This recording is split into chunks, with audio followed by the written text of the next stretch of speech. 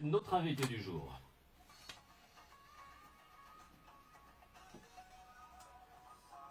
Notre invité du jour de François est l'ancien président économique du Conseil économique et social au Gabon, Edmond Okemvele. Bonjour. Bonjour, M. Thibaudier. Merci d'avoir accepté notre invitation. Vous êtes l'auteur d'un livre intitulé Déficit démocratique et mal développement en francophonie. C'est aux éditions L'Harmattan. Ça vient tout juste de sortir. Je le montre à nos téléspectateurs également. Vous faites un constat d'échec sur toute la ligne de cette relation France-Afrique, de la France en Afrique et de toute la Ve République. En quoi la Ve a fait fausse route depuis le début, depuis le général de Gaulle? Merci de me donner la parole. Tout commence justement avec l'arrivée du général de Gaulle en 1958. Le général de Gaulle qui effectivement hérite d'une France complètement par terre. La guerre est passée par là, l'Indochine, l'Algérie et tous les changements de Premier ministre, de ministre en France. Nous sommes en 4e République, dans l'instabilité. Et la guerre a détruit la France, il fallait la reconstruire. Donc de Gaulle s'est dit, il avait déjà même commencé en 1946, quand il est arrivé la première fois. Il a dit, il faut un homme fort pour mettre de l'ordre. Et de Gaulle, tout militaire qu'il est. Venons-en à l'erreur qu'il a commise, qu'il a faite dans cette 5e République. C'est quoi? L'erreur, c'est que il a un peu confondu vitesse et précipitation. Il a dit, bah, écoutez, il a pris il a mis la charrue devant les bœufs. Il a fait marcher, il a changé la norme. La norme dans une démocratie, c'est le Parlement au-dessus, l'exécutif en dessous. Or, lui, il a dit, écoutez, le Parlement, l'exécutif des institutions, vous passez en bas, et moi, je me mets devant, c'est moi qui réfléchis, c'est moi qui donne les ordres. C'est moi qui sanctionne, c'est moi qui dis, Voilà. c'est moi qui dirige. Voilà. C'est moi qui nomme à tous les postes, que ce soit militaire ou civil. Quand vous nommez à tous les postes, vous ne pouvez nommer que vos parents, vos amis et vos connaissances. Une personne, toute la France, comment vous pouvez connaître tout le monde, toutes les compétences françaises? Ailleurs, dans les autres démocraties, qu'est-ce qu'on fait? Le président propose et le Parlement, qui est le représentant du peuple, décide et valide. Donc pour vous, ce qu'il fallait faire et ce qu'il faudrait faire aujourd'hui pour que ça aille mieux, et vous faites ce parallèle alors rapidement pour comprendre, pour que nos auditeurs comprennent, le modèle africain, en Afrique, dans les pays d'Afrique, et notamment au Gabon, c'est ce que, et notamment ces anciennes colonies françaises, c'est ce que la France a de toute façon imposé à ces pays africains. Donc c'est la raison pour laquelle vous faites ce parallèle entre le dysfonctionnement français avec celui donc de tous ces pays africains également. L'erreur est la même partout. C'est normal, puisqu'en 1958, qu'a voulu faire de Gaulle? De Gaulle a mis en place la communauté franco-africaine. Quand vous voyez la structure, comment fonctionnait cette communauté, ça a duré que 2 ans d'ailleurs. 2 ans. Tout était, la capitale de la France-Afrique était à Paris. Donc le gouvernement qui devait siégeait à Paris. Vous vous souvenez des gens comme Houphouët-Boigny était ministre, à ce moment-là, les Senghor étaient là. Donc, on a donc concentré tous les pouvoirs à Paris. Donc, déficit pour la France elle-même, les territoires français, ce déficit qui continue à augmenter, on ferme des écoles, on ferme des hôpitaux, déficit au niveau de l'Afrique, rien ne va là-bas, les gens ne peuvent plus expliquer. On est obligé de vouloir, d'ailleurs, le projet de la colonisation, c'est l'assimilation. Il faut qu'on soit français, franco dans la tête pour exister, pour trouver sa place. Voilà, il faut suivre. C'est bien ça le drame. Voilà, donc tout le monde a donc utilisé ce modèle francophone. Et quand vous allez comparer d'ailleurs entre les pays francophones qui ont ce modèle francophone, les pays anglophones, c'est très différent. Il y a moins de problèmes. Parce qu'il y a moins de déficit démocratique. Les peuples sont encore là au-dessus des exécutifs. Voilà le problème de fond. Et la France est le seul pays à agir de cette façon? La France est que dans la démocratie. En fait, vous dites que la démocratie est remise en question. Elle n'est pas réelle. Non, tout le monde le sent. Je crois que, bon, peut-être qu'on ne va pas trop insister sur le constat, parce que pour moi, le constat, tout le monde le vit. D'accord. Et je suis bien placé aujourd'hui en France. Et les Gilets jaunes aujourd'hui, c'est ça. C'est inédit en France. Et vous voyez bien la chronologie. De Gaulle arrive en 1958. Donne les indépendances aux pays, aux colonies en 60, et 10 ans après, mai 68 commence. C'était un déficit démocratique. Et d'ailleurs, ce qu'il faut dire au bénéfice de Gaulle, c'est que De Gaulle a voulu lui-même remettre les choses en ordre. Quand il fait le référendum de 1969, où il a voulu redonner du pouvoir Il se rend compte de son erreur. Voilà. Voilà. Et malheureusement, les politiciens à cette époque l'ont balayé.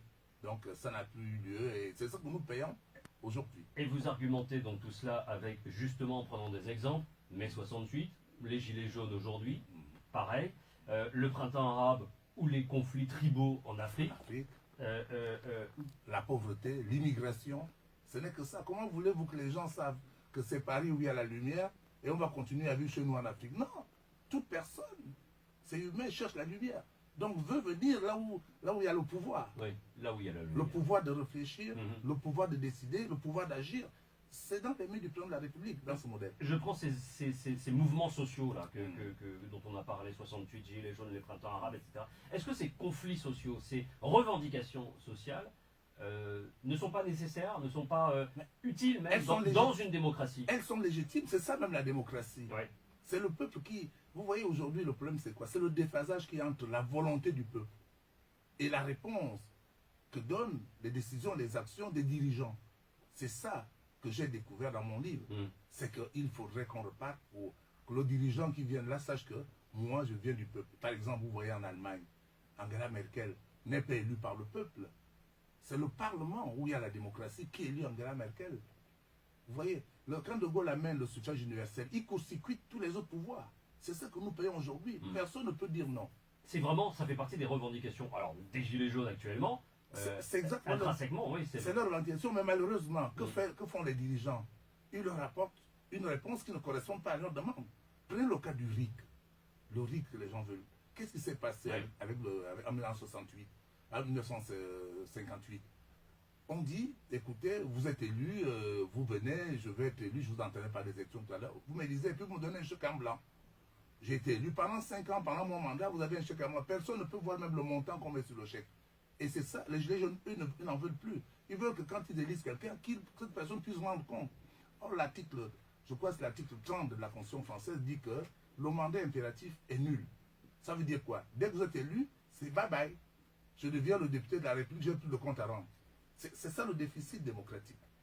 Et ça, quelle que soit la liste, le président, l'homme ou la femme, l'étiquette politique, c'est le système qui, selon vous en tout cas... C'est ce modèle qui est mauvais. Ouais. C'est ce modèle qui est mauvais, qui ne prend pas en compte les aspirations du peuple. Je vous dis, ça fait depuis Mitterrand qu'on a changé de président. Et à la page 98 de mon livre, j'écrivais, et je disais, j'étais en 2017 quand Macron était élu, j'étais en France, et j'ai dit, ben, ça ne va rien changer. Pourquoi? Et j'avais même écrit que, un an après, la cote de popularité de Macron sera en dessous de celle de Hollande. Oui, c'est ce que vous dites, c'est ce que vous marquez. Oui. Macron vient d'être élu. Moi, je fais le pari, et vous parlez de vous donc, que dans un an maximum, 2 ans, la cote de popularité de Macron va être en dessous de celle du président Hollande, ce qui était déjà un record, celle du président Hollande. Voilà. En quoi l'Afrique a-t-elle besoin de la France pour son développement aujourd'hui? En quoi et comment l'Afrique et le Gabon, je prends le Gabon, un des pays les plus riches du continent, peut-elle être en difficulté par rapport à cela? Pourquoi il y a encore cette liaison franco-africaine? J'appelle ça le cordon ombilical dans mon livre. Le cordon, il est là. Quand la France donne l'indépendance aux pays africains, en 1960, qu'est-ce qu'il y a eu? Les présidents, les représentants des pays africains ont signé des accords de transfert de compétences, des accords de coopération qui disent quoi? Dernièrement, vous avez suivi le président, le ministre de la Défense de Dian qui dit, bah, écoutez, moi, Déby m'a envoyé, le président Déby m'a envoyé une lettre parce qu'il y a une colonne qui est inventée, machin, pour que j'aille intervienne. La France est allée intervenir. Et vous avez suivi à l'Assemblée française quand on doit faire. Pourquoi êtes-vous allé au Tchad? Le Tchad, c'est un pays souverain. Il dit non, parce que j'ai reçu une demande de Déby. Attends, nous sommes en 2019. Donc, le lien est là. Donc, nous ne pouvons rien faire. Aujourd'hui, nous sommes toujours bloqués parce que tout se décide ici. Il n'y a rien à faire. C'est un exemple. Il y en a d'autres. Oui, non, mais c'est ça. Tout l'intérêt de ce livre, en tout cas, par rapport à votre argumentaire, c'est qu'il y a des éléments, des exemples et des choses. Je vous parle du même Déby. Il faut que les gens le sachent. En 2006, Déby vient de faire 2 mandats. Président Déby. Et puis, il veut partir. Il dit, moi, je suis militaire, je me suis engagé à partir. C'est la France. Et il dit bien, le président Bongo était présent. C'est l'Élysée qui lui dit, non, vous ne pouvez pas partir. D'accord. Donc, vous avez la Constitution dit qu'il faut 2 mandats, mais on va changer la Constitution. Ils l'ont changé. Donc, tout se décide ici pour nous. Comment faisiez-vous, vous, en tant que ancien président du Conseil économique et social, avec toutes ces incohérences? Vous les perceviez, ça, déjà, à l'époque? J'ai toujours tout remis en cause. C'est d'ailleurs pour la raison pour laquelle je n'ai fait qu'un seul mandat. Non, sérieux. Et je vous dis, j'ai démissionné. J'ai écrit une lettre au président Bongo pour lui dire que moi, ça ne correspond pas. C'est pas possible. On ne peut pas conduire comme ça, puisque à ce moment-là, en plus, moi, je suis appelé à le vent démocratique qui s'est passé en 90. Je suis le président du Conseil qui a été élu par mes pairs. Alors que déjà, à ce moment-là, la Constitution française disait que le président du Conseil du Comité de France est nommé par le président. Et quand on arrive en 96, quand je m'en vais, le président revoit la Constitution pour dire qu'il va élire le président du Conseil. À nouveau. Il va le nommer à nouveau. Comme il nomme le président de la Cour constitutionnelle, comme il nomme le président de toutes les institutions. C'est ça le problème. Et ça, c'est ce que vous dénoncez. Le Conseil de la magistrature, c'est le président qui nomme. En France, ça vient de bouger un peu, mais ailleurs, c'est pas comme ça. C'est pas le président qui nomme le Conseil de la magistrature. C'est quoi? Parce que malheureusement, cette discussion très riche, très intéressante, va être trop courte, mais c'est quoi le schéma idéal? Le schéma idéal, comme dans toutes les grandes démocraties au monde, c'est le régime parlementaire associé au fédéralisme. Ça veut dire quoi? On partage les pouvoirs entre les institutions. Le président de la République est arbitre, mais il n'est pas le chef de l'exécutif. Il n'est pas le décideur. Voilà. Il n'est pas juge et parti. Il est arbitre, il n'est pas le décideur. Alors, quand on a partagé les pouvoirs entre tous les... C'est-à-dire chaque institution a le pouvoir de statuer, c'est-à-dire de décider, et le pouvoir d'empêcher une autre institution de faire quelque chose. C'est ça le régime parlementaire. À cela, vous associez le fédéralisme qui, lui, fait encore un partage des pouvoirs par rapport au territoire.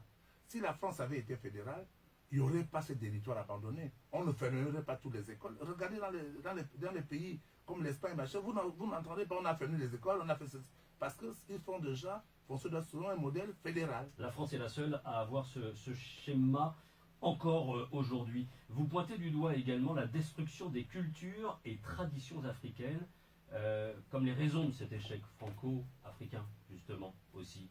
C'est lié. Je dis même c'est le fondement. C'est le fondement. Tout part de là. Aujourd'hui, nous avons des populations, moi qui vous parle, je ne sais pas si je suis africain ou si je suis français. Ce qui s'est passé, c'est que quand la colonisation arrive vers les années 1800 par là, et même pendant l'exploration qui date un peu d'avant, qu'est-ce qui s'est passé? Les missionnaires qui sont arrivés, la première tâche qu'ils ont eue, c'était de détruire toutes les cultures pour qu'on soit français. Et y compris les missions catholiques. Les missionnaires qui sont venus, les prêtres, ont brûlé tous les endroits où il y avait des rites traditionnels, ce qui fait qu'on est resté... sans rien, vidé de tout. Voilà, et nous sommes vides. Nous sommes vides de ce qui se passait en Afrique. Et nous sommes vides même de ce qui se passe en France, parce que me demander d'être français 100%, c'est quand même un peu compliqué. C'est un peu compliqué. Même aujourd'hui. Merci beaucoup. Je rappelle que vous avez eu une grande carrière et vous êtes un ingénieur de profession et que vous avez quitté ce conseil économique et social. Depuis, vous dirigez votre petite et moyenne entreprise, comme c'est dit. Comment pensez-vous, et ce sera notre dernière question, je vous demanderai de répondre très rapidement, comment pensez-vous que cet ouvrage va être reçu au Gabon, au pays? Mais je crois que ça soit au Gabon ou en France, parce que j'ai déjà fait quelques radios.